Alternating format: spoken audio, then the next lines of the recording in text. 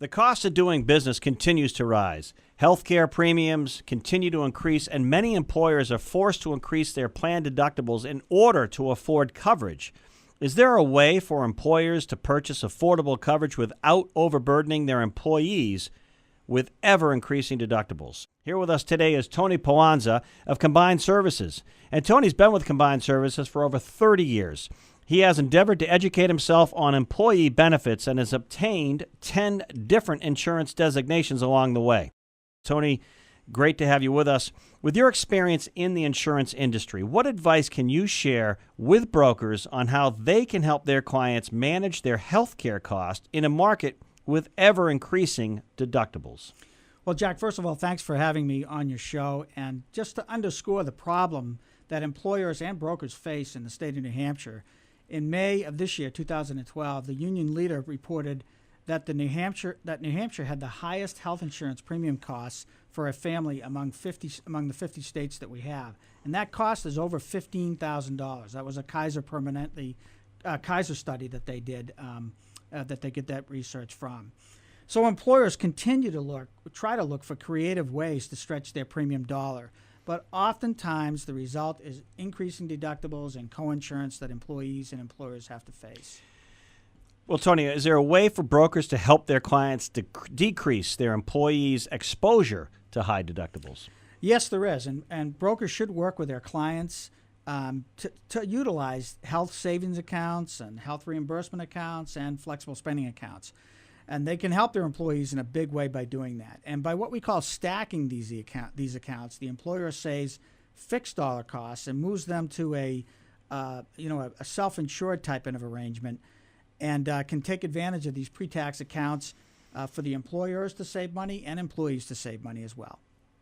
Tony, can you tell us a bit about health savings accounts, health reimbursement accounts, and flexible spending accounts? Sure. Health savings accounts and flexible spending accounts are really employee-driven accounts in that they require employees to put the money into. The employer can also put money into flexible spending accounts and health savings accounts. Generally, though, it's an employee-funded account.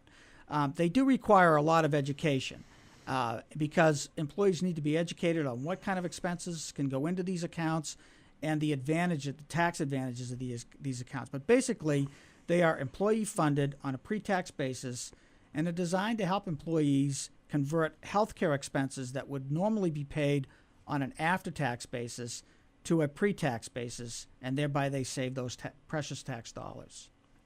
Health reimbursement accounts are employer-funded accounts, and they can be a great alternative when combined with an insurance deductible to help reduce the employer's exposure from a cost standpoint and the employee's exposure from an out-of-pocket standpoint. What is the term stacking you were referring to earlier? How did you mean? Well, stacking is really a term that we use in the business to help put in HSAs, FSAs, and HRAs. And there has to be a certain method by which you can do it. There are do's and don'ts that you have with stacking. But by doing it, you can take advantage of these consumer-driven accounts and really maximize the employer's tax dollars and the employees' premium dollars and employers' premium dollars.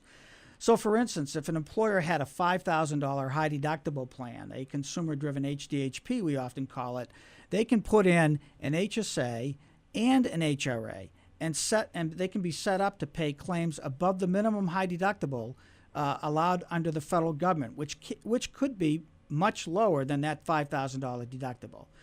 By doing this, the employer can still fund the HSA as long as they do the stacking properly. And the point is that there are a lot of creative ways to use these accounts, and now more than ever, education is key for the employer and broker to help employees understand and navigate these really complex arrangements.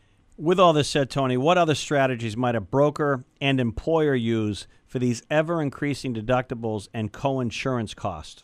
Well, actually, in addition, employers can add insurance plans, these supplemental health policies, accident plans, and critical illness plans to help employees pay for some of these unexpected bills that could really cause a major financial burden to their employees. It used to be years ago when these plans were introduced and the health plans were so rich that employees would almost make money.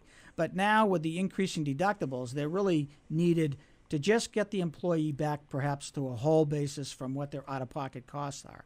So again, the advantage to the employee having these plans offered through the employer is that they can pay them through a Section 125 plan. If they were to have them and pay them on their own, and sometimes they can do that, you can find these plans on an individual basis, the employee would not be able to deduct them off of their taxes. And so the employer, by offering these plans, oftentimes you can get a better plan design, and the employee can save 20 to 30% by offering them through a Section 125 plan in the premium cost.